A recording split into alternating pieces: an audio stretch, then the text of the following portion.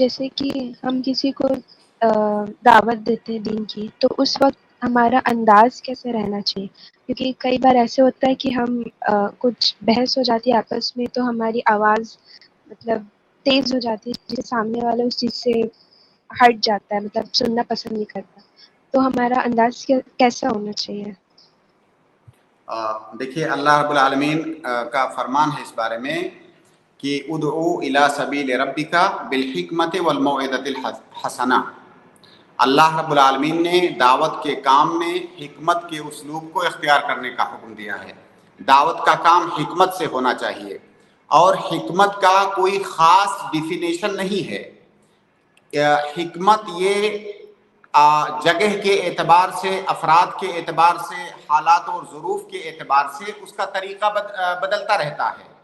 تو آپ کے سامنے کون شخص ہے، آپ کس طرح سے اس سے مخاطب ہوں گی، تو وہ آپ کی بات کو زیادہ ڈھنگ سے سنے گا، زیادہ غور سے سنے گا، اس پر آپ کی بات زیادہ اثر انداز ہوگی۔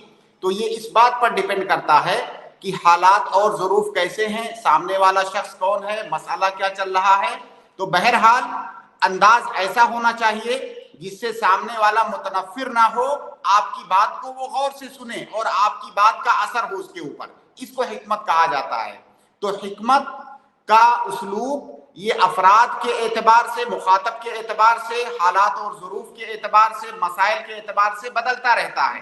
تو اب یہ اسی لیے تو کہا جاتا ہے کہ دعوت کا کام ایک عالم دین کرے گا، کیونکہ عالم دین کو ان چیزوں کا علم ہوتا ہے۔ عالم دین کو جہاں پر دین کے مسائل کی معلومات ہوتی ہے، وہیں پر وہ ساتھ ساتھ میں یہ بھی سیکھتا ہے کہ حکمت کا تقاضا کیا ہے، کہاں پر دعوت کا کام کس طرح سے کیا جائے۔ اللہ کے نبی صلی اللہ علیہ وسلم کو آپ دیکھیں گے، جیسے میں آپ کو ایک مثال سے بتاؤں، اللہ کے نبی صلی اللہ علیہ وسلم کی حدیث ہے کہ ایک دیہاتی شخص آیا، مسجد میں پیشاب کرنے لگا، صحابہ کرام اس پر ٹوٹ پڑے۔ ظاہر ہے مسجد میں پیشاب کرنا یہ بہت سنگین بات ہے، صحابہ کرام اس پر ٹوٹ پڑے۔ اللہ کے نبی صلی اللہ علیہ وسلم نے فوراً ان لوگوں کو منع کر دیا، کہا کہ رہنے دو، اس کو پیشاب کر لینے دو۔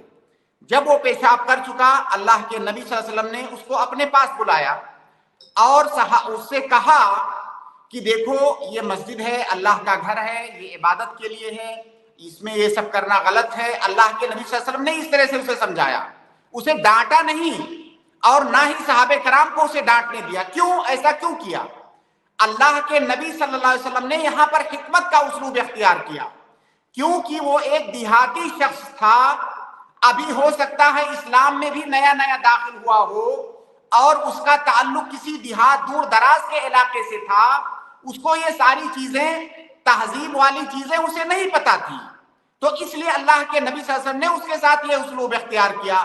ہو سکتا ہے وہی کوئی شخص اگر مدینہ کا ہوتا تو اللہ کے نبی صلی اللہ علیہ وسلم کا اسلوب اس سے مختلف ہوتا، لیکن اللہ کے نبی صلی اللہ علیہ وسلم نے سامنے والے کو دیکھ کر کے اسی طرح کا اسلوب اختیار کیا۔ اسی طرح ایک اور چھوٹا سا واقعہ آپ دیکھیے، ایک نوجوان آیا اللہ کے نبی صلی اللہ علیہ وسلم کے پاس، اس نے کہا کہ اللہ کے نبی میں زنا کرنا چاہتا ہوں، مجھے اجازت دے دیجیے۔ اب آپ سوچئے کہ اگر کوئی عام انسان ہوتا تو اس کے ساتھ کیا رویہ اختیار کرتا۔ اللہ کے نبی صلی اللہ علیہ وسلم نے اس سے اطمینان کے ساتھ کہا کہ دیکھو اگر کوئی تمہاری ماں کے ساتھ زنا کرے تو کیا تمہیں اچھا لگے گا؟ اس نے کہا نہیں۔ اللہ کے نبی صلی اللہ علیہ وسلم نے کہا تمہاری خالہ کے ساتھ، پھوپھی کے ساتھ، بہن کے ساتھ، یعنی جو حساس رشتے ہوتے ہیں ان رشتوں کو اللہ کے نبی صلی اللہ علیہ وسلم نے گنا گنا کر کے اس سے پوچھا کہ کیا اگر تمہارے ساتھ کوئی ایسا کرے تو کیا تمہیں اچھا لگے گا؟ ہر سوال کے جواب میں اس نے کہا نہیں، مجھے اچھا نہیں لگے گا۔ تو اللہ کے نبی صلی اللہ علیہ وسلم نے کہا تو اسی طرح دوسروں کو بھی نہیں اچھا لگے گا۔ اب آپ دیکھیے یہ حکمت کا انداز ہے۔ تو حکمت کا جو اسلوب ہے یہ افراد کے اعتبار سے، مخاطب کے اعتبار سے بدلتا رہتا ہے، اور آپ کو بس خیال یہ رکھنا ہے کہ میری بات سے سامنے والا متنفر نہ ہو بلکہ میری بات کا اثر قبول کرے، اسی کو حکمت کہا جاتا ہے۔